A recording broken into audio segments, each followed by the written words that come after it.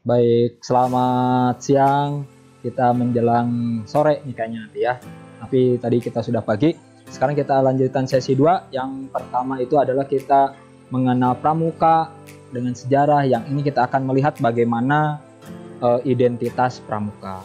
Nah, identitas pramuka ini seperti yang sudah ada di samping kakak ini, kita akan bahas sedikit tentang bagaimana kita melihat sosok pramuka.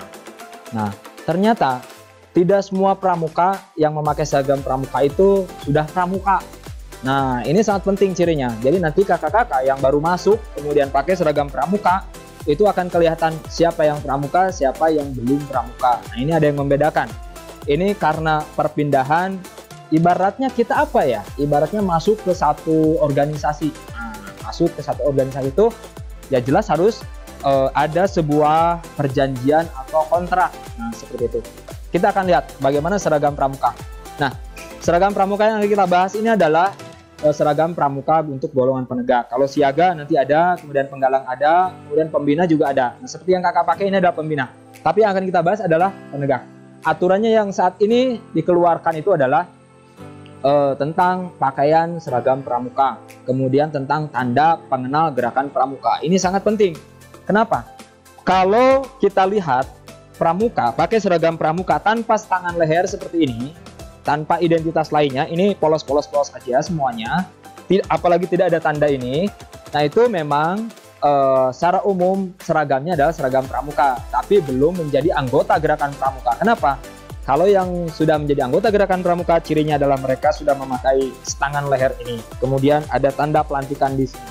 Nah, itu adalah baru menjadi anggota gerakan pramuka. Jadi kita bisa bedakan, kalau ada siswa yang belum pakai setangan leher, berarti memang belum menjadi anggota gerakan pramuka, tapi memakai seragam pramuka. Itu berbeda ya. Kita akan lihat. Nah, tentang seragam ini, tanda pengenal ini ada aturannya. Jadi dikeluarkan oleh surat keputusan Kuartir Nasional. Ingat, kenapa ini dikeluarkan oleh Kuartir Nasional? Karena memang pramuka tertingginya ada di Kuartir Nasional di Jakarta. Itu mereka yang mengeluarkan aturan-aturan secara umum. Jadi menyeluruh dari Kuartir Nasional ke Kuartir daerah, ke provinsi, kemudian ke Kuartir cabang kota kabupaten, ke Kuartir ranting, itu ke kecamatan, dan terus sampai ke gugus depan. Ini aturan yang dikeluarkan. Jadi semuanya sama, seragam, tidak ada yang berbeda. Kita akan lihat bagaimana aturan ini, tanda pengenal tentang tanda pengenal ini SK Kuartir Nasional 055 tahun 82. Kita akan lihat. Ini identitas penegak. Nah, ditutup kepala ini ada nih. Ditutup kepala ini sangat penting. Tutup kepala kalau sudah menjadi anggota gerakan pramuka berarti dia memakai tutup kepala. Di situ ada emblemnya. Kalau pembina nanti ada emblemnya juga sama. Kemudian penegak. Nah, penegak ini sangat banyak. Ada tanda umum dulu. Tanda umum, kemudian tanda khusus, tanda jabatan, dan tanda penghargaan. Ini ada dibagi-bagi lagi. Nanti ada keluar SK-nya. Kenapa? Karena tidak hanya asal tempel ini. Ada yang asal tempel di sini, asal tempel di sini, asal tempel. Enggak begitu. Jadi kalau sudah menjadi anggota gerakan pramuka, aturannya sudah jelas. Menempel ini itu ada aturannya. Menempel ini itu ada aturannya. Menempel ini ada aturannya. Kita akan lihat. Di sini yang pertama kali, nah ini menjadi anggota itu yang ini. Ada setangan leher. Untuk golongan penegak, bajunya boleh tangan pendek seperti ini dan boleh tangan panjang. Kenapa tangan panjang? Mereka mungkin ini dikhususkan untuk yang pakaian khusus muslim. Nah, ini boleh memakai tangan panjang. Untuk yang umum tangan pendek boleh seperti ini. Nah, kalau sudah memakai tangan leher seperti ini, berarti ini sudah menjadi satu anggota gerakan pramuka. Cirinya apa? Mereka dilantik. Nah, tapi dilantiknya tidak ditakut-takuti, tenang aja. Dilantiknya itu disematkan setangan leher ini oleh ketua Mabigus di gugus depannya, oleh pembina di gugus depannya, di sekolahnya, dan lain sebagainya. Ini baru menjadi anggota gerakan pramuka. Jadi kita akan bisa lihat yang tidak pakai tangan leher dengan yang pakai tangan leher. Kita akan lihat lagi, di sini ada identitas yang lain. Setelah pakai tangan leher, ini ada nama di sini. Namanya sudah terpampang di situ. Kemudian ada bintang tahunan. Nah, bintang tahunan ini penegak. Kenapa? Penegak usianya 16 sampai 20. Berarti kalau 1 tahun dapat 1, 16, 17, 18, 19, tahun 45. 20 tahun itu 5 bintang tahunan. Di sini boleh mendapatkan 5 bintang tahunan. Bintang tahunan itu diberikan 1 tahun sekali setelah mereka mengikuti aktif terus selama 1 tahun dan seterusnya. Kemudian ada tanda WOSM di sini. Nah, kalau sedikit kita bicara tanda WOSM, ini sangat luar biasa. Ini perlu kakak-kakak ketahui. Kenapa? WOSM yang kita pakai di sini itu tidak sembarangan. Ini diregister di dunia. Jadi ada World Sport Bureau. Kita Indonesia 1 tahun membayar 1,2 miliar untuk register ini. Jadi kita bayar ke sana tuh. Tidak hanya nempel di sini. Begitu kita bayar ke sana 1,2 miliar setahun, ini kita bisa ikut kegiatan dunia, diakui oleh dunia.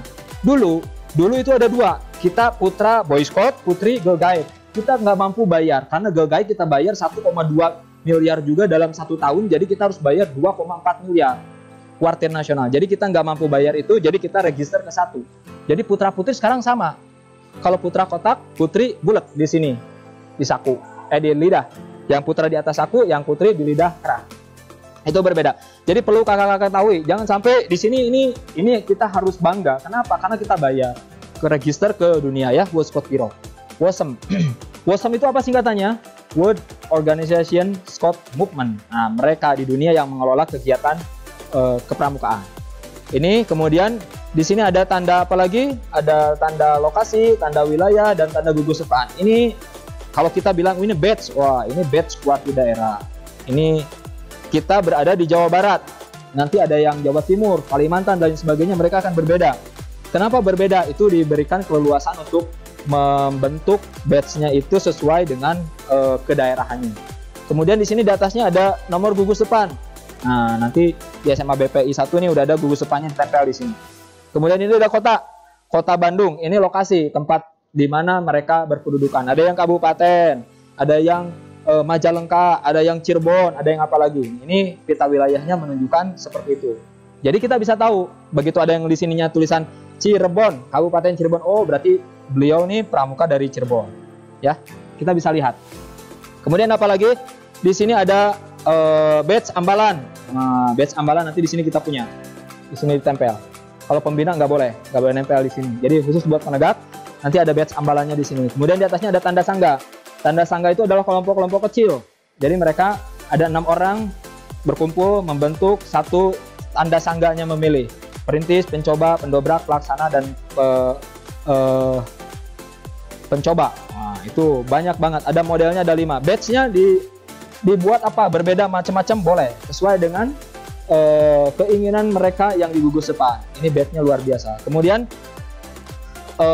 ini ada TKU. Nah, tanda kecakapan umum. Nah, TKU. Penegak itu ada 2 tingkatan, ada 2 level. Yang pertama penegak bantara, yang kedua penegak pelaksana. Tapi sebelum itu ada proses dulu. Tidak langsung penegak bantara. Mereka tamu dulu, setelah tamu mereka ke calon mengisi SKU, setelah calon mereka boleh dilantik menjadi penegak bantara. Nah, ini penegak bantara. Kemudian setelah penegak bantara naik tingkat lagi penegak pelaksana. Tapi tidak hanya sampai di situ, ada 2 level lagi di atasnya. Ini tanda kecakapan umum ini ada 2 tingkatannya, tapi nanti ada 2 tingkatan lagi setelah penegak bantara, penegak pelaksana, penegak Garuda, dan penegak teladan. Nah, penegak teladan ini akan diberikan oleh Presiden. Sangat luar biasa, tapi prosesnya tidak mudah ya. Karena kita di gugus depan penegak bantara, penegak pelaksana sudah dapat. Di level kuartir cabang, level kota kabupaten itu penegak Garuda. Setelah itu penegak teladan itu ada di kuartir nasional. Oleh Presiden biasanya diberikannya langsung. Nah, ini sangat luar biasa. Itu tanda kecakapan umum. Kemudian kita akan lihat lagi di sini ada tanda kecakapan khusus. Nah, tanda kecakapan khusus ini salah satunya nanti kita akan lakukan di sesi selanjutnya bagaimana mendapatkan tanda kecakapan khusus. Nanti kita akan lihat. Di sini tanda kecakapan khusus ada tingkatannya, purwa, madya, dan utama. Tapi ada gerak jalan, pengaman kampung, beribadah, memasak, menata rumah, sholat, dan sebagainya. Itu banyak banget. Kurang lebih ada 1 tingkat itu ada 30 TKK. Kalau purwa, kemudian belum madya sama utama, itu akan lebih banyak lagi. Itu tanda kecakapan khusus. Kemudian ada tanda kecakapan Garuda. Nah, pramuka Garuda itu ada medali di sini yang dipasang seperti yang digambar ini di depan setangan leher. Jadi setangan leher sudah dipasang, nanti ada medali Garuda di sini. Setelah medali Garuda dapat, itu ada medali teladan di sini satu lagi. wah, ada 2 kayak medali-medali gitu ya, tapi itu boleh berhak dipasang. Dan berhak dipasang itu pada saat sesi-sesi penting, upacara-upacara momen penting itu boleh dipasang. Tapi kalau seharian berarti nanti ada tanda hariannya di sini, penegak Garuda, penegak teladan. Ini yang kita lihat, ini seragamnya penegak seperti ini, celananya hitam, kemudian sepatunya hitam. Nanti disesuaikan dengan sekolah saja. Yang putri juga sama, di sini ada yang ada yang bajunya pendek seperti ini, pakai rok, kemudian kaos kaki dan sepatunya hitam. Kalau ini yang samping ini putri yang muslim, khusus muslim. Pakai rok boleh, pakai sepatu boleh, pakai celana ini boleh. Ini model celana, ini model rok. Nah, ini ada model lapangannya seperti ini. Ini yang dikeluarkan sesuai aturan nomor 055 tahun 82.